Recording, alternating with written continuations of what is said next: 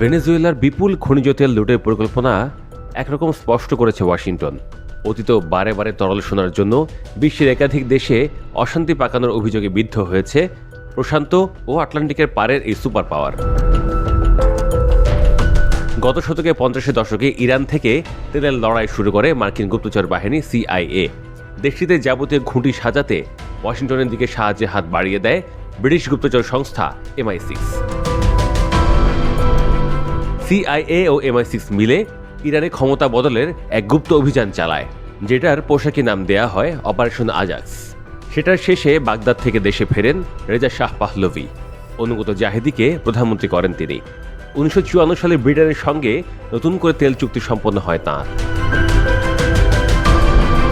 এতে করে পশ্চিমা দুনিয়ার সংস্থাগুলি ইরান থেকে জ্বালানি তেল উত্তোলন এবং তা বাজারজাত করার অধিকার পায়। পরবর্তী আড়াই দশকে তাতে কোনো রকম হস্তক্ষেপ করেনি তেহরান। 1979 সালে ইসলামী বিপ্লবের পর তেহরানে ক্ষমতায় আসেন কট্টরপন্থী শিয়া ধর্মগুরু রুহুল্লাহ খোমেনি।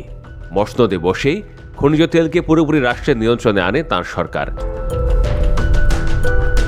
বিশেষজ্ঞদের দাবি, এই ইস্যুকে কেন্দ্র করে আমেরিকা সহ পশ্চিমা দুনিয়ার সঙ্গে শুরু হয় তেহরানের চরম শত্রুতা। গত 47 বছরে বহুবার ইরানের সরকার বদলের চেষ্টা করেছে ওয়াশিংটনের গুপ্তচর বাহিনী, যদিও কাঙ্ক্ষিত সাফল্য পায়নি CIA। এরপরে মার্কিন টার্গেট হয় ইরাক। ডলারের বদলে ইউরোয় তেল বিক্রির সিদ্ধান্তের মাত্র 3 বছরের মাথায় 2003 সালে বাগদাদ আক্রমণ করে মার্কিন বাহিনী। সেই অভিযানের নাম দেওয়া হয় অপারেশন ইরাকি ফ্রিডম। ওয়াশিংটনের যুক্তি ছিল, পশ্চিমা শত্রুদের খতম করতে গণবিধ্বংসী হাতিয়ার তৈরি করছেন সাদ্দাম। যুদ্ধ শুরুর কয়েক সপ্তাহের মধ্যেই পতন হয় বাগদাদের। চুপিসারে ঢুকতে শুরু করে আমেরিকার বিভিন্ন জ্বালানি কোম্পানি। বর্তমানে ইরাকের তেল ক্ষেত্রগুলিতে বিরাট লগ্নি আছে তাদের। 2024 সালে ওয়াশিংটনের সঙ্গে একটি বিশেষ চুক্তি করে ইরাকের সরকার। এর জেরে দিনে প্রায় 2.6 লাখ ব্যারেল তেল পশ্চিম এশিয়ার ওই আরব দেশ থেকে তুলে নিতে পারছে একাধিক মার্কিন সংস্থা। উত্তর আফ্রিকা দেশ লিবিয়া মার্কিন গুপ্তচরদের উস্কানিতে 2011 সালে গৃহযুদ্ধের মুখে পড়ে দেশটি।